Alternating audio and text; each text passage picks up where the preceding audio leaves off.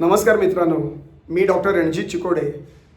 योग की बात या कार्यक्रमात आपणा सर्वांचं मनापासून स्वागत. आपण सर्वांनी जर खूप विचार केला की आपल्या आयुष्यातले सर्वात जास्त चांगले दिवस, आनंदाचे दिवस, मजेतले दिवस कुठले होते, तर सर्वजण क्षणाचाही विलंब न लावता सांगतील की रम्य ते बालपण, लहानपणाचे, शाळेतले, कॉलेजमधले बालपणाचे दिवस हे चांगले होते.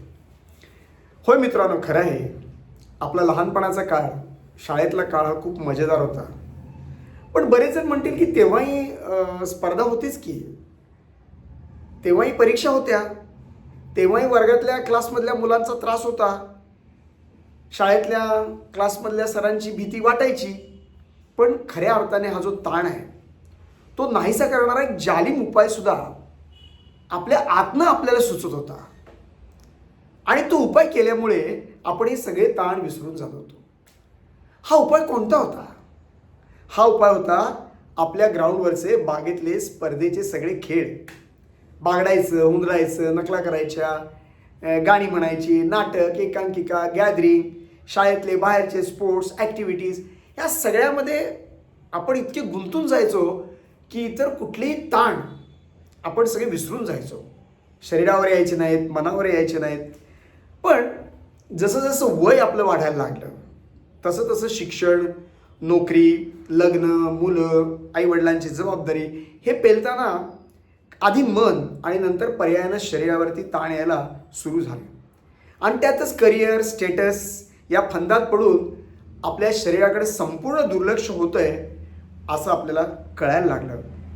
पण कळत होतं, खरं वळत नव्हतं, किंवा कळतंय पण वळत नाही, अशी आपली विचित्र अवस्था झालेली आहे. कारण खेळ, व्यायाम, योग, जिम या सगळ्या गोष्टीने आपल्या शरीराची स्ट्रेंथ वाढते, ताकद वाढते, हे आपल्या लक्षात येत नाही. किंबहुना लक्षात येते पण त्याप्रमाणे आपण वागत नाही आहे. शरीराला इंधन दिलं जातं आहे, मेंटेनन्स केला जात नाही आहे.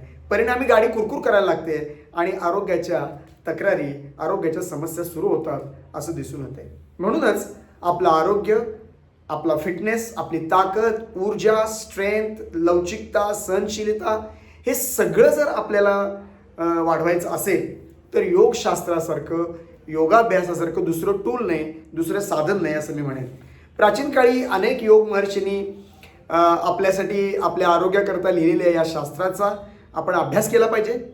योगातून शरीराला जो ताण दिला जातो त्याने आपल्या अंतरंगातले सगळे अवयव, ऑर्गन्स, इंद्रिय या सगळ्यांना ताण मिळतो. आत एक प्रकारचा मसाज झाल्यामुळे स्नायू आणि मज्जातंतूंपर्यंत रक्तपुरवठा केला जातो.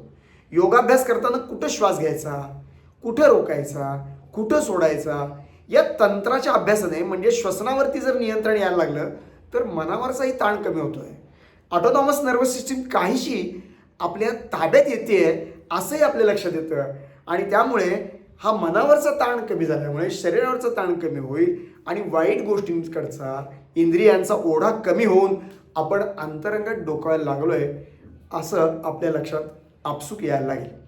तेव्हा योगशास्त्राच्या नियमित अभ्यासाने शरीर आपलं बांधेसूद, सुडोल दिसायला लागतं, शांत झोप यायला लागते, वजन कमी व्हायला लागतं, ब्लड प्रेशर, संधिवात, डायबेटीस यासारखे रोग नियंत्रणात यायला लागतात. नियमित योगाभ्यास केल्यामुळे शरीराचा शेप हा छान व्हायला लागतो आणि मग आपल्याला आरशासमोर उभं राहून आपला शेप बघायला एक आनंद वेगळाच यायला लागतो. जे आरशात बघून फक्त मेकअप करतात त्यांचं आरोग्याकडे लक्ष असतं का, हा कळीचा मुद्दा आहे. खरं तर कपाट किंवा तिजोरीचा जो उंच असा जो आरसा असतो त्याच्यासमोर उभं राहून आपण आपलं शरीर, आपलं रूप, आपलं रंग, आपला शेप, आपली त्वचा, आपले केस ह्या सगळ्या गोष्टी रोज पाहिल्या पाहिजेत. बऱ्याच माझ्या पेशंटची तक्रार असते की मी छान दिसत नाही, सुंदर दिसत नाही, मला देखणं व्हायचं आहे, मला सुंदर व्हायचं आहे.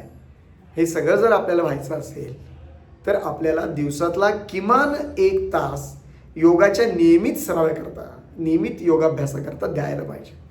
स्वतःसाठी स्वतः वेळ काढण्याची कला जमली की तुमचं एक पाऊल आरोग्याच्या दिशेने पडतंय असं तुमच्या लक्षात येईल. आज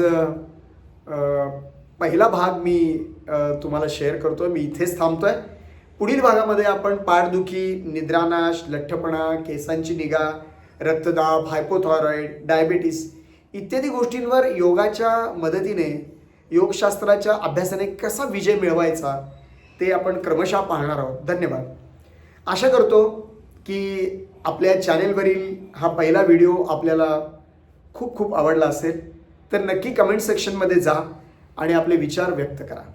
तसेच या व्हिडिओला लाईक करा, चॅनलला सबस्क्राईब करा आणि व्हिडिओ अधिकाधिक शेअर करण्याचा प्रयत्न करा. धन्यवाद. नमस्कार.